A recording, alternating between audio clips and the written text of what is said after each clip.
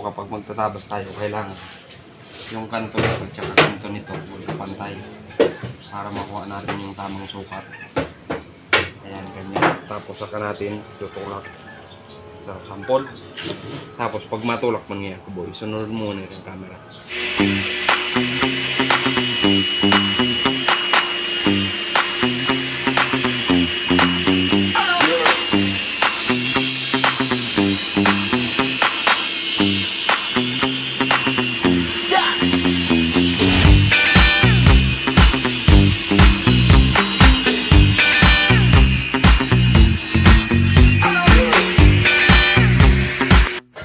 So ayun na nga mga katoka, magandang umaga sa inyong lahat. Ngayon mga katoka, may ginagawa kaming mga sopa. Lahat yan mga sopa. Tapos ngayon mga katoka, ituturo ko sa inyo kung paano nga ba magtabas ng slanting na plywood. So gamit ang circular saw. So ngayon mga katoka, ito yung papakita ko sa inyo. So bali, yan na yung mga naka-slanting na plywood mga katoka. So ngayon mga katoka, ito yung mga tatabasin natin ng mga plywood. Yung gagawin natin, i-slanting natin yung tapak. Ngayon, ito yung tinabas ko mga katoka. Sukat nito is, malapit ng ang sukat niyan, kukunin natin is 4 cm. Tapos ngayon, yung dulo niya, 12.7. So malabo yung metro natin mga katoka. Tapos ngayon, paano ba natin ito matatabas ng kaganto gamit ang circular saw? So bali, ang gagawin natin mga katoka, kung wala pa kayong sample na ganito, kailangan natin magsukat. Kapit mo yung makita. So ngayon mga katoka, susukatan natin dito ng 4 cm. 4 cm yan. Tapos ngayon, dito, 12.7 na yan. So, ito na yung kailangan natin na lapad sa ibaba, 12.7. Ngayon, bubuhitan natin yung mga katoka. Nakikita po yun, nakikita mo. Ito. Bubuhitan natin yan mga katoka. Tatapat natin dito sa 4 cm. Tapos ngayon, kailangan itong lagarin mga kapatid. Kung nagalagarit nyo na, so bali ito na yung kalalabasan ng mga kapatid. Tapos, dating naman dito sa circular saw, suka tayo ng 12.5 mga katuka. So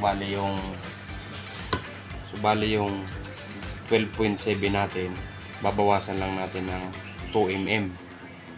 So 2.5 yan mga katoka. 12.5. Nakikita mo yun?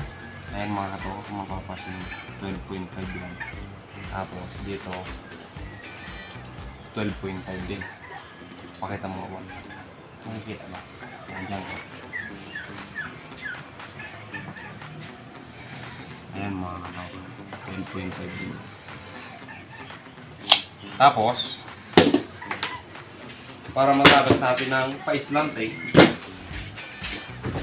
kailangan mga ito yung gagamitin natin. Ito yung nilagay ko kanina. So, ito yung paraan para matapos natin yung pa-slanting dito sa circular. Sampulan natin. Tapos, bali mga katoka, kung tatabas tayo, gagawin natin itong stopper. Gagawin.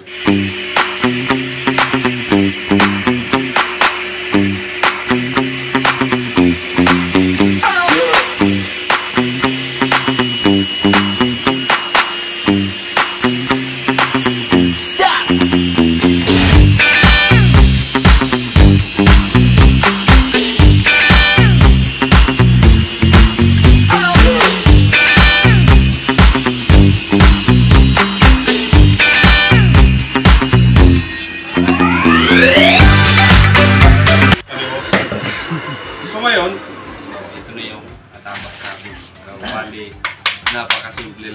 katoka kung paano tapasin yung plywood na slanting. Gamit ang circular. So, bukas na bukas. So ngayon mga katoka, ganun lang yung diskarte. Meron lang tayong pang-stopper. Kung ano yung tinabas natin dito, yun yung gagamitin natin stopper. Nakikita ba ako ba? Pugi din ako. Ganun. Oo. Para ulo kasi nagbo-vlog din ako. Taka na, pera ka na. So ngayon mga katoka, ilapit mo. So ngayon mga katoka, uulitin ko. Pag wala pa kayong nagawang stopper na ganito, lalagariin nyo muna to. Lalagariin nyo muna to. Tapos ito, wag nyo itatapon. Kasi ito yung kailangan natin. So bali lang yung tinabas natin. 4 cm mga katoka. Tapos dito 12.7. Hindi lang makita gaano mga katoka kasi yung metro natin kupas na.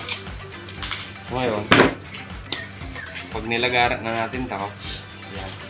Ito yung gagamitin natin pang stopper. So isa pa, saksakan po po.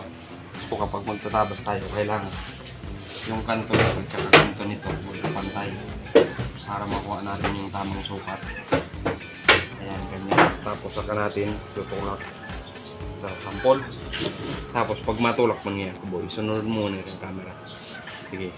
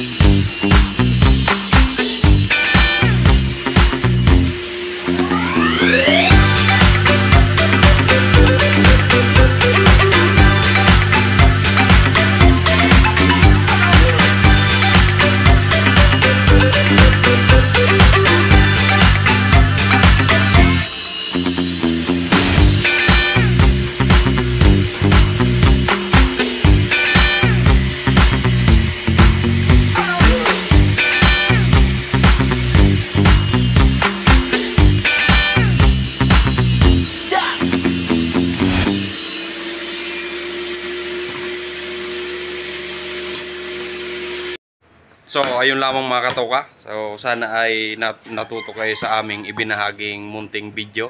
So, kahit anong sukat, basta susundan nyo lang yung aking step by step.